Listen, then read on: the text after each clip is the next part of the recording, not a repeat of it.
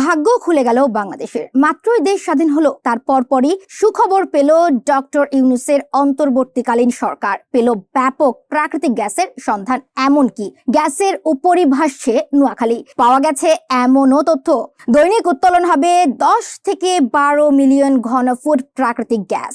এবার কি তাহলে গুজবে গ্যাসের কষ্ট? কলকারখানায় মুজবে গ্যাসের ঘাটতি?